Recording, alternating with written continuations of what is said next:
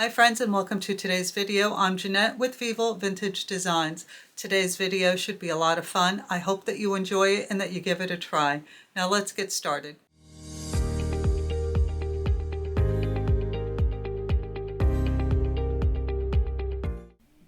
Hello my friends, and welcome to today's video. Today we're going to be painting another whimsical painting. You can see that I am truly enjoying this style of painting. And today I'll be using my Canson XL watercolor paper. I'll also be using my Kuretake paints and some silver black velvet brushes. And of course, if you don't have the Kuretake paints, use whatever paints, whatever watercolors you have available. So here I'm using a large lid, and I'm going to trace it and then use a smaller lid to create a crescent moon. And now I'm just going to sketch in a little cottage. You don't have to be able to draw well to do this. I think that the beauty of whimsical painting is that nothing is perfect, and that's just what gives it more character and makes it more interesting. So don't get caught up in the drawing. Just make a box and then put a lid on it. And there's your little cottage. And you'll notice mine is not perfect. I'm not trying to be perfect, and neither do you.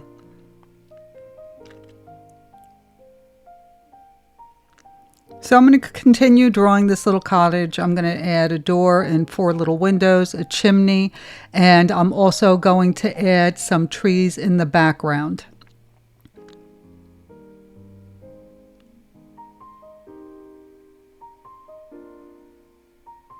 And as usual, check the description box for links to the products I'm using in this video. And I have a question for you. Lately, I've been posting one link that takes you to my Amazon store, and it takes you to all the products that I'm using.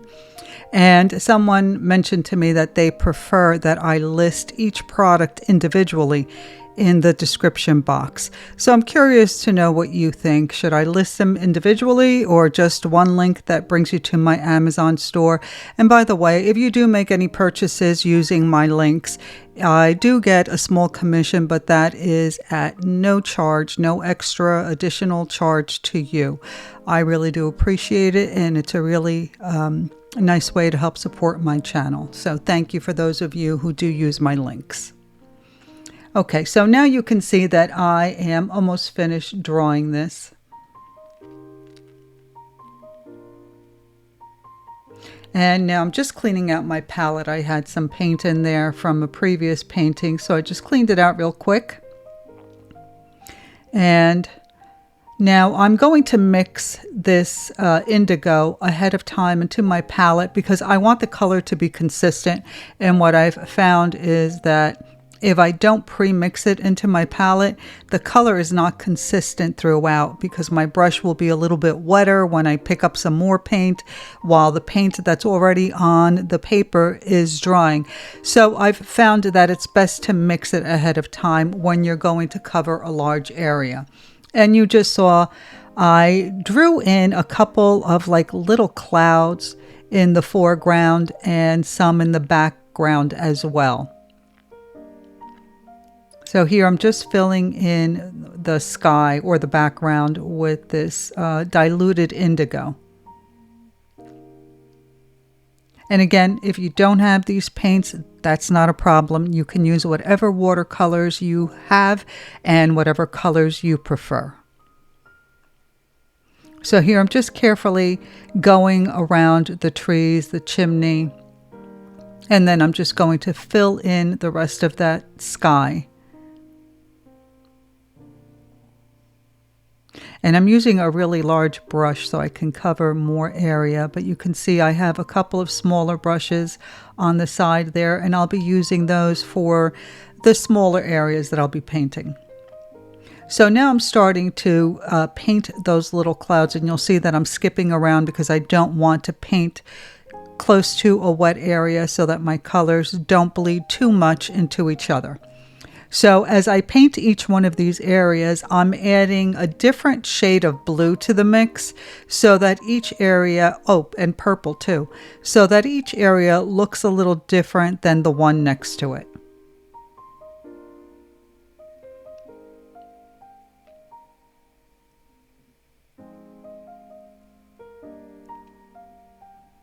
And I don't know if these are little hills or little clouds, but I just liked the way they looked. I thought it was such a sweet little peaceful celestial painting.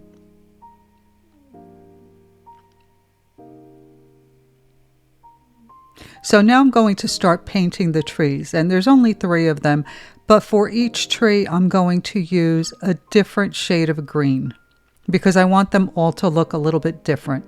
So usually this is the way I like to do it. I like to outline with a heavy consistency, and then I'll just clean my brush in some water and then pull those colors in to fill in that area.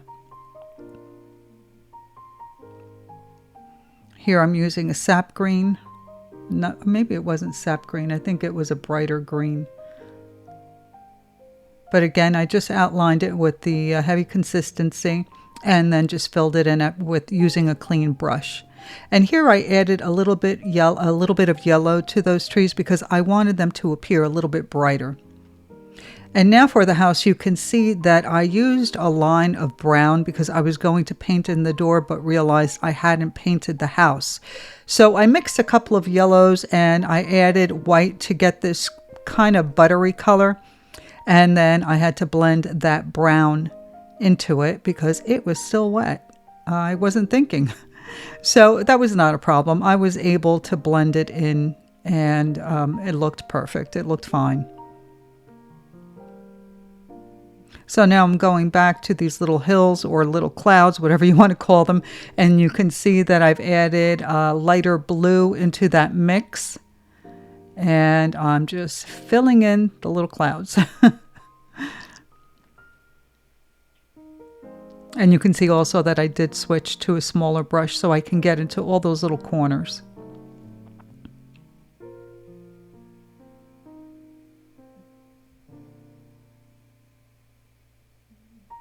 And I believe this is the last one. I'm trying to be careful because I want to keep the shapes of the little clouds. So I'm just carefully going around and filling in the area without messing up the shape of the one beneath it too bad. But if you do, don't worry about it because we're going to outline everything. We're going to add a lot of detail and that won't be noticeable. You can see that I had some bleeding, but that's not a problem. Trust me, we can fix it. So now for the moon, I used a little bit of yellow and I added a couple of colors to make a lighter buttery yellow color. And I'm painting in the moon, and I did drop a little bit of a heavier consistency here and there to give the moon a little bit of texture. And after I finished the painting, I wish that I had done a little bit more, but you know what they say, hindsight is 20/20. Now for the roof of the house, the red that I had was really bright, so I mixed a little bit of brown into it just to dull it a little bit. You could also add a little touch of green and that'll dull it down a little bit, make it not so bright.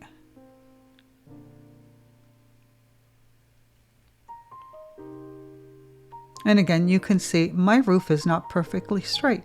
It's okay. It doesn't have to be. And here, there's a little area between the bottom of the moon and the house. So I'm just filling it in with a little bit of green to make it look like grass.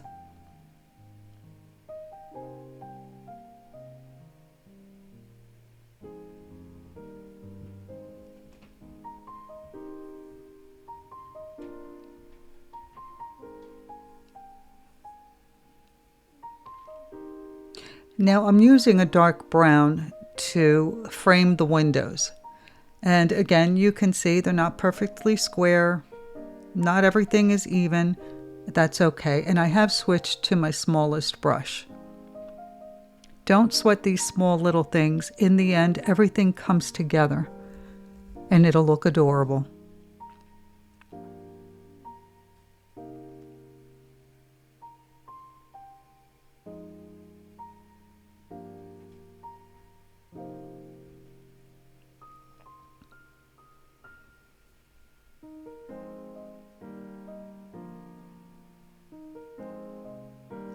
I decided to add a couple of windows to the door as well, just to make it, give it a little bit more interest. Now I've waited for everything to dry. Actually, I used my blow dryer off camera. And now that everything is dry, I've watered down one of the shades of blue that I had on my palette, and I diluted it a lot. And I'm using it to fill in the windows.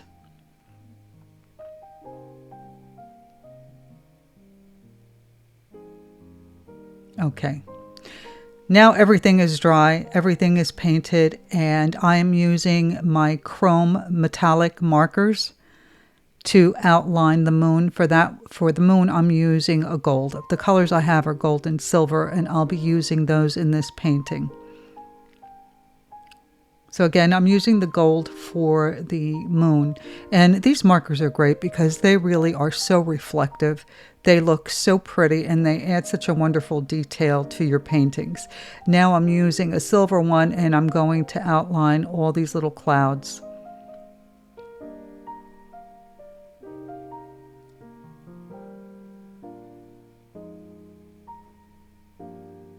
I just realized silver lining. I'm using the silver marker on the clouds. Okay, maybe it wasn't that funny, but it just caught me. So now I'm going to start adding detail to these little clouds. In this one, I'm using a gold marker. I think I used a gold or a silver, and I added some dots. In this one, I'm using a silver one, and I'm adding just some little lines. And of course, use whatever designs you want in your little clouds.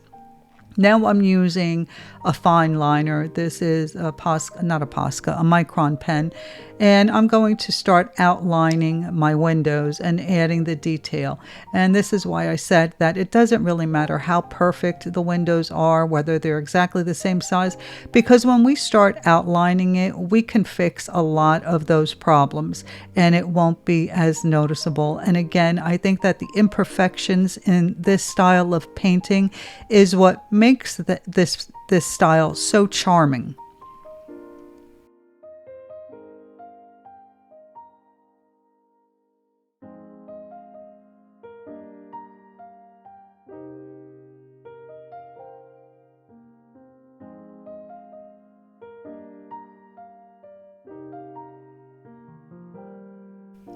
Once I finished outlining the windows and the door, I thought they looked a little bland to me, but we'll come back to that. Now I'm using a white gel pen and I'm going to outline all the trees. And as I move along this, I make changes here and there. I have a picture in mind, but then I don't like and I change it. So here you can see I'm adding a little bit of detail with the white gel pen. I'm just kind of scratching the surface of the paper and making it look like it's got some texture, and adding a little bit of highlight to the glass in the windows as well. So now I'm taking a 03 micron pen and I'm adding shingles to the roof. And you can see they're not perfect. I don't want them to be perfect. And now for this little tree, I'm going to make each tree a little bit different. So I used the white gel pen for this one and I added some scallops. For this one, I started out with the white gel pen and I just added some branches,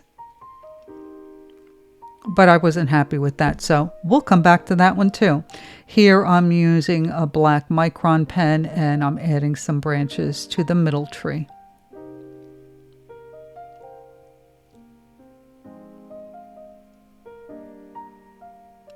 So now I took the gold chrome paint pen and I went over those white branches. I liked that better. And here I'm using a silver chrome metallic paint pen and I added some dots in the center tree, and then I used a micron pen to create some stripes in those branches of the third tree. And I really did like the way that looked.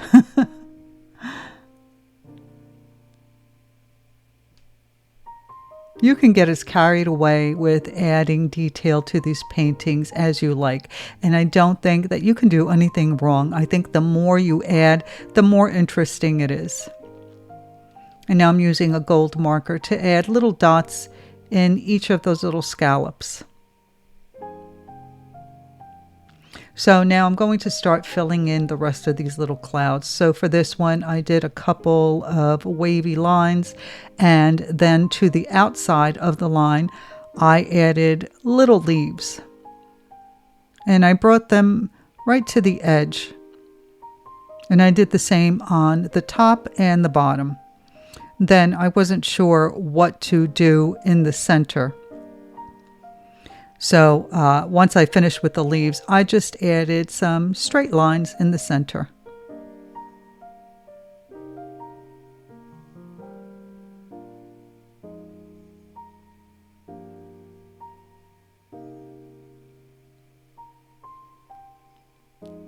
Then I came back with the gold metallic pen, and I added just a simple little line in each of the leaves, just for more detail to make it more interesting. And in this one, I used the gold pen to add a couple little fluffy cloud-like lines. And for this one, I just made some swirly circles using the micron pen.